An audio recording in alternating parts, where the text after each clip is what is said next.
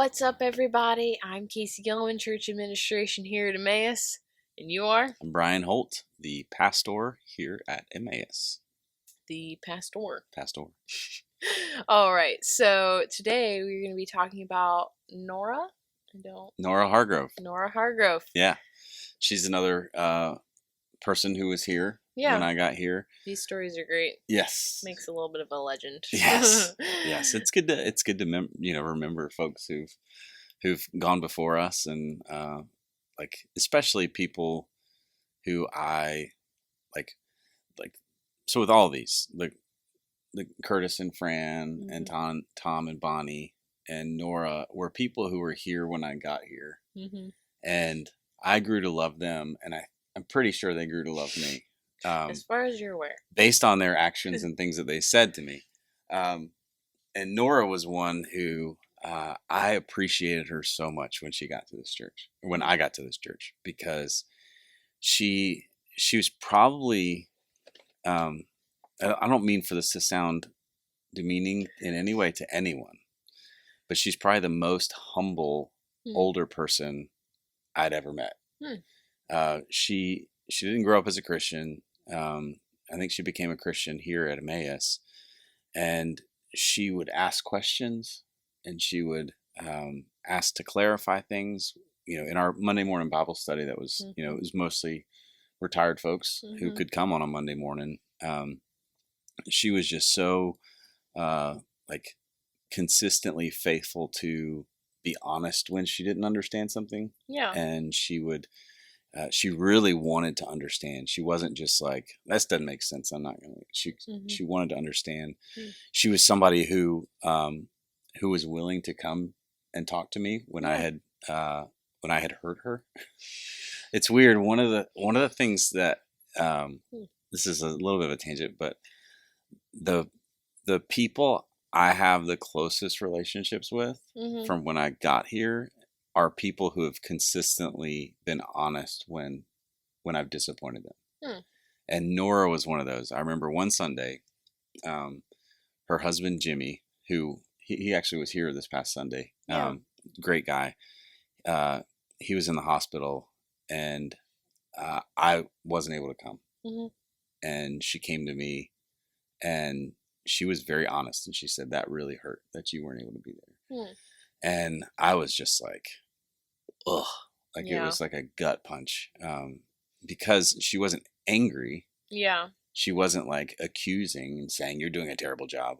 She was just like, that just really hurt, and I needed to tell you that. Yeah. And so I had an opportunity to apologize and ask her forgiveness. And it was one of those moments that solidified for me some of my respect and my love for Nora, because she was honest. She just came out and said it. She loved her grandchildren. That was one of the things we always heard about her grandchildren and how they were doing. She loved her children, and she loved her husband, Jimmy. They were an amazing couple. He's still an amazing guy, but together they were a great couple. She had COPD, and she had an oxygen tank, and one of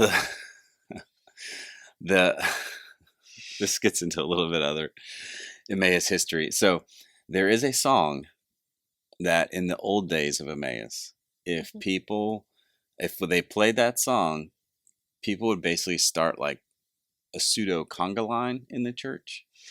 Imagine this for a moment. Okay. Can you imagine this? Sort of, but I don't know if I'm imagining the right thing. It was, and I'll tell you the song. It was "I'll Fly Away." So I don't even know if I know that and song. I've discovered this completely by accident. Oh boy. So, it's like one of those kind of old gospel-y kind of tunes. Right. And this church, the roots came out of there were some kind of campy songs that they used to play a lot. And that's fine. Kind of gospel-y, fun. And so I would play those every once in a while. And we start playing "I'll Fly Away," which our church does not dance. We barely clap. There's some movement here and there. Well, we start playing this song, and all of a sudden, everyone in the church is walking around in a line, and they're doing this. They're flying, and imagine Nora. Actually, I played it once, and that happened, and I was shocked. And then I went away for a weekend, and the guy who was leading worship decided to pick that song because he knew what would happen.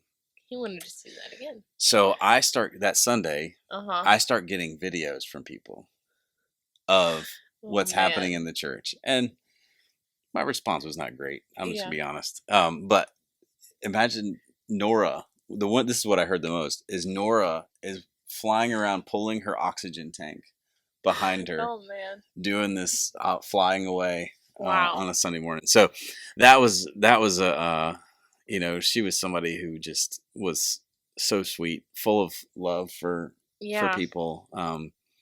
She really just kind of exemplified what it means to be a lifelong learner and someone who loved God very deeply, and you could tell based on like how she talked about like how she lived her life before versus after Christ. Just an amazing lady. Awesome. Somebody who I miss a lot. Yeah, very dearly. She's so sweet. So sounds like Nora. It. That's awesome. Well, thanks for sharing these stories. Yeah, awesome. Yeah, it's fun.